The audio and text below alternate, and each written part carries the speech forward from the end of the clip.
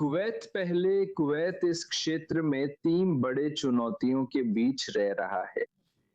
Kuwait Saudi, Iraq और Iran के बीच स्थित है। तो आमतौर पे कुवैत का इस क्षेत्र में कोई प्रभाव नहीं होता है। कुवैत एक बहुत शांतिपूर्ण देश है, एक उदार राजनीतिक देश है। वे बस शांति से रहना चाहते हैं और समृद्ध होना चाहते हैं, और वे संगीत और विज्ञान आदि से जुड़ना चाहते हैं। मुझे लगता है कि कुवैत की इसमें कोई ठोस स्थिति नहीं है, लेकिन कुवैत ने भी इन हमलों के जारी रहने को लेकर अपनी चिंता जाहिर की है, और उन्होंने बहुत सारे सवाल पूछे और उनमें से एक को निष्कासित कर दिया। कुवैत में रक्षा कार्यालय के एक सदस्य को, जो ईरान के दूतावास को रिपोर्ट कर रहे थे, निष्कासित किया गया। और यही कुवैत का मानना है। कुवैत सोचता है कि ठीक है, मैं संयुक्त राज्य अमेरिका का साथ दूंगा। आखिरकार आखिरकार कुवैत की पूरी आबादी ने देखा कि हमारे पास एक साझा दुश्मन है, ईरान।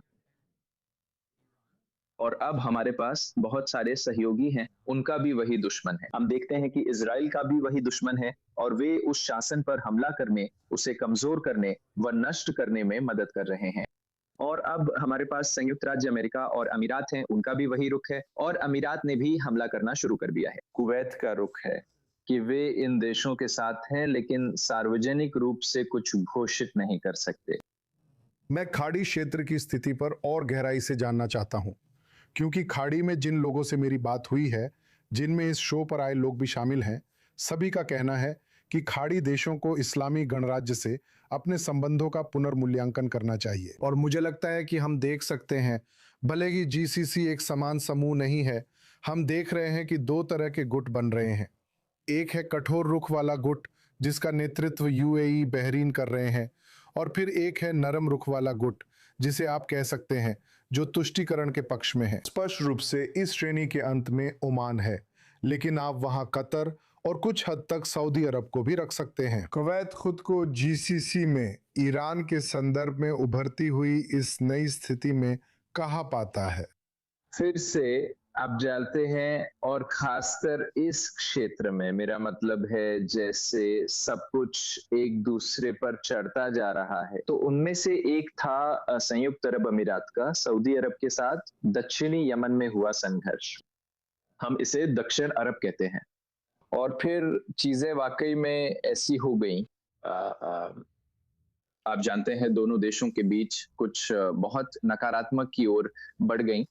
अब सऊदी अरब में मुस्लिम ब्रदरहुड पर नया रुख अपनाया, कहा कि हम देश में ब्रदरहुड से लड़ रहे हैं, लेकिन सीमाओं के बाहर सूडान और यमन में उनका समर्थन कर रहे हैं। इसका असर कुवैत पर पड़ता है, और उस दिशा में सऊदी अरब का एकमात्र जीसीसी पड़ोसी कुवैत है। कुवैत पहले से ही एक बहुत बहुत चुनौतीपूर्ण स्थान पर है, और सोचता है कि अब हमारी कोई स्थिति नहीं है, हम कुछ भी कहने वाले नहीं हैं, सिर्फ अपने अस्तित्व के बारे में सोचने वाले हैं। तो जो अस्तित्वगत खतरे आईआरजीसी से आते हैं, सऊदी अरब ने इसमें कोई दिलचस्पी नहीं दिखाई कि वे विरोध करें या कुवैत की मदद करें ताकि वे अपनी रक्षा कर सकें। उन्होंने इसका जिक्र किया है अहिया। वे कहते रहे हैं कि हम कुवैत की रक्षा करेंगे, हम अपनी सारी कोशिशें और सारी क्षमताएं कुवैत की रक्षा में लगा देंगे, लेकिन उन्होंने कुछ नहीं किया। उन्होंने अलग रुख अपनाया। वे एक मध्यस्थ की तरह बन गए। वे जानते हैं कि आईआरजीसी कुवैत पर हमला कर रहा, तो इस स्थिति में एक अत्याचारी है, लेकिन उन्होंने खुद को उनसे बचाने के लिए सिर्फ बातचीत करने का रास्ता चुना। और वे ये भी दिखाना चाहते हैं कि हाल ही में उनका मुस्लिम ब्रदरहुड के साथ कुछ संबंध है। तो कुवैत यूएई की स्थिति में है। यही वजह है कि कुवैत और यूएई पर लगभग एक ही तरह से गंभीर हमला हुआ है, और कुवैत को शायद हाल ही में और ज्यादा मिसाइलें और ड्रोन मिले हैं। लेकिन फिर भी हम हाल ही में यूएई के साथ एक ही राय पर हैं, और इससे आईआरजीसी बहुत नाराज हो जाता है।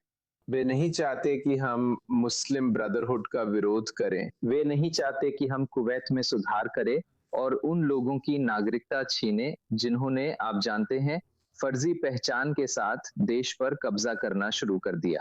तो ये सऊदी अरब और ओमान है। ओमान ओमान सऊदी अरब से बिल्कुल अलग रुख अपना रहा है। वे कह रहे हैं कि हम ईरान के प्रति ज्यादा नरम हैं, और ओमान के विदेश मंत्री ने, मेरी राय में, मैं बहुत ईमानदारी से कह रहा हूं, उन्होंने बहुत ही शर्मनाक रुख अपनाया। ईरान का समर्थन करते हुए वो जीसीसी पर हमला कर कह रहे हैं कि उन्हें अपनी सुरक्षा करनी है, यानी हमारे ऊपर हमला जायज ठहरा रहे हैं। तो कुवैत ने इसका कोई जवाब नहीं दिया। कुवैत ने कई चीजों का जवाब नहीं दिया, लेकिन जब आप देखते हैं कि कुवैत जवाब नहीं दे रहा है तो इसका मतलब है कि कुवैत इसके खिलाफ है। तो हाँ, संक्षिप्त में हाँ या नहीं, क्या आपको लगता है कि कुवैत ईरान में सत्ता परिवर्तन देखना चाहता है?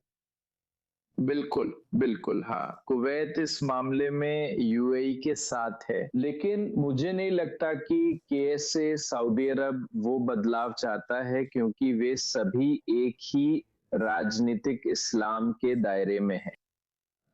जब आप रियल मैड्रिड और बार्सिलोना को ला लीगा में खेलते हुए देखते हैं, मैं बस ये उदाहरण देना चाहता हूँ, बार्सिलोना रियल मैड्रिड को लीग से बाहर नहीं करना चाहता, वे उन्हें बर्बाद करना चाहते हैं।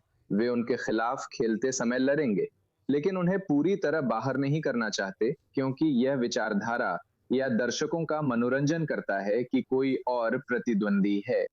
तो कौन सऊदी अरब चाहता है? आईआरजीसी को कमजोर करना, पर उसे पूरी तरह खत्म नहीं करना। क्योंकि उन्हें लगता है कि उनकी विचारधारा अगली है, यही समय है। मैं उस उच्च स्तर की बात कर रहा हूं, आप जानते हैं। उनका जो नजरिया है जब वे इस्लामी दुनिया का नेतृत्व करने की बात करते हैं, तो हाँ, हम उसी में हैं, आप जानते हैं, राजनीतिक इस्लाम के उस ढांचे के आखिरी दौर में, जहां आप पाकिस्तान देखते हैं और आप ईरान देखते हैं और आप सऊदी अरब देखते हैं और आप फिलिस्तीन देखते हैं। चलिए फिर से फिलिस्तीन की बात करते हैं। वे आप जानते हैं कमजोर हो रहे हैं।